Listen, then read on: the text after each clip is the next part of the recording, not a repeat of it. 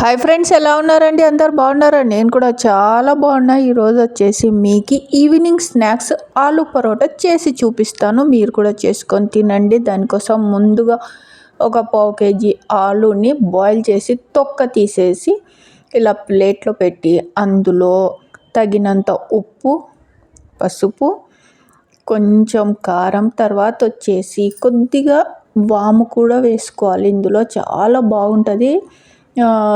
పిల్లలకి తొందరగా అరగడము అలాగా పిల్లలకి అంటే ఏమి రాత్రి ఇప్పుడు ఇది తిన్నాక ఆకలి కాకుండా అమ్మ వద్దు అనకుండా మళ్ళీ నైట్ కూడా కొంచెమన్నా పెరుగన్నం అలాగా తింటారనమాట. కొంచెం వామ్ వేసుకోవాలి, కానీ ఇప్పుడు దీంట్లో కాదు, తాలింపులో. ఓకే, కొంచెం గరం మసాలా, కొంచెం కారం, ఉప్పు, పసుపు వేసి బాగా స్మాష్ చేసేసాను.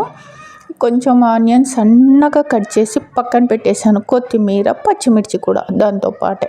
ఓకే, ఇది ఇంకా ఇలాగ చేసిన తర్వాత సైడ్కి పెట్టేసుకోండి. తర్వాత వచ్చేసి స్టవ్ ఆన్ చేసి కడాయి పెట్టి కొంచెం ఆయిల్ వేసి ఇందులో కొంచెం జీలకర్ర, వాము యాడ్ చేయాలన్నమాట. ఆనియన్, పచ్చిమిర్చి. సరే, పరోటా అయినా మీరు బోండాలైనా ఏదైనా సరే, సమోసాలు చేసిన కేవలం గోధుమ పిండి మాత్రమే వాడండి. పిల్లలకి ఇంక అస్సలు అలవాటు చేయొద్దండి. గోధుమ పిండి మాత్రమే పిల్లలకి ఆరోగ్యము. తర్వాత వచ్చేసి మీకు కూడా ఇంకా చక్కెర అయితే ఇంట్లోకి తేకపోవడమే మంచిది. ఒకవేళ మీరు తెచ్చుకున్న ఎవరైనా గెస్ట్ వస్తే వాళ్ళకి బెల్లం టీ తాగకి అలవాటు లేకపోతే 1 కేజీ అలాగ తెచ్చి పెట్టేసుకోండి. మీరు మాత్రం వాడొద్దండి, మీరు కేవలం బెల్లం మాత్రమే వాడండి. ఓకే, ఇదిగోండి జీలకర్ర వేసేసాను. ఇప్పుడు వామ్ చూపించాను కదా, కొంచెం వామ్ వేసాను. తర్వాత వచ్చేసి సన్నగా కట్ చేసిన ఆనియన్, పచ్చిమిర్చి.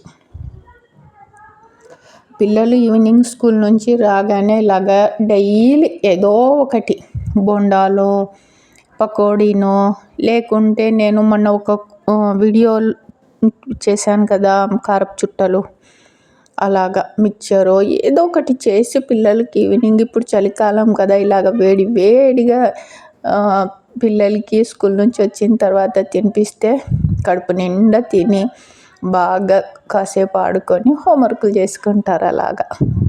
ఓకే, ఇదిగోండి ఇప్పుడు ఇందాక ఆలుగడ్డ స్మాష్ చేసి పెట్టాను కదా, కలిపేస్తున్నాను. చూడండి, కొంచెం ప్రాసెస్ లెంతీనే అయినా ఏం పర్వాలేదు. పిల్లల కోసం అయితే చేయాల్సిందే. ఇంట్లో ఫుడ్డు హెల్దీ ఫుడ్డు బయట నుండి తీసుకొచ్చి ఏదో ఒకటి గోబీనో, నూడిల్సో, పానీపూరీనో, ఇంకా లేదంటే చికెన్ పకోడానో పెట్టేస్తారు పిల్లలకి. అలాగా చెయ్యొద్దండి, ఎందుకంటే వాళ్ళు ఆయిల్ అదే వేడయ్యి అందులో ఉన్న విటమిన్స్లు అన్నీ పోయి అన్హెల్దీ ఫుడ్ అయిపోతుంది అది. ఇలాగ ఇంట్లో చేసుకోండి. కొంచెము ఏం పర్వాలేదు, కొద్దిగా టైం కేటాయించి. ఇంకా గోధుమ పిండి ముందే కలిపి, ఫస్ట్ గోధుమ పిండి కలిపి పక్కన పెట్టేశాను అనమాట. ఇప్పుడు ఇక్కడ పుదీనా, కొత్తిమీర అండ్ పచ్చిమిర్చి, కొంచెం ఉప్పు, చింతపండు వేసి గ్రీన్ చట్నీ చేస్తున్నాను అనమాట.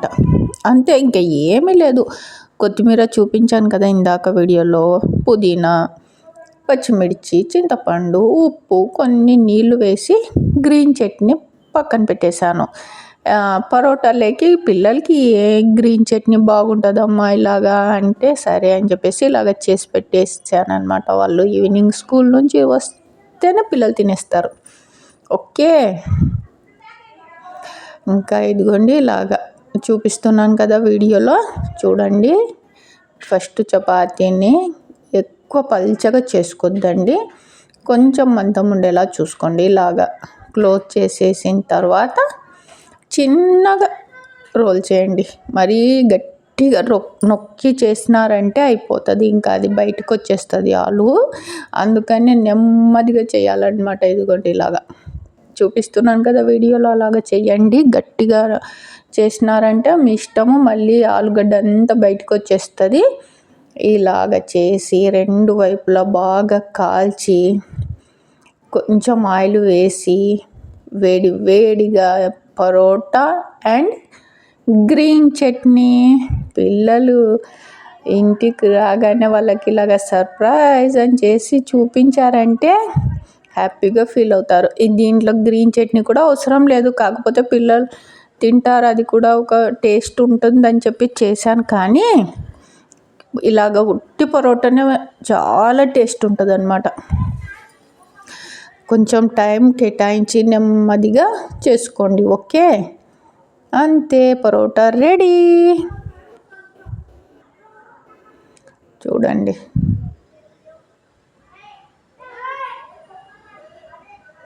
ఎంత బాగుంది తెలుసా, పరోటా గ్రీన్ చట్నీ.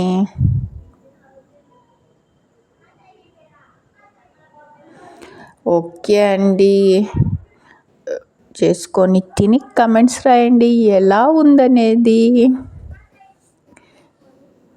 చలికాలం ఇలాగా రోజు ఏదన్నా ఒకటి పిల్లల కోసం ఇంట్లోనే చేసి వేడి వేడిగా తినిపించండి. మీరు కూడా తినండి. బాయ్.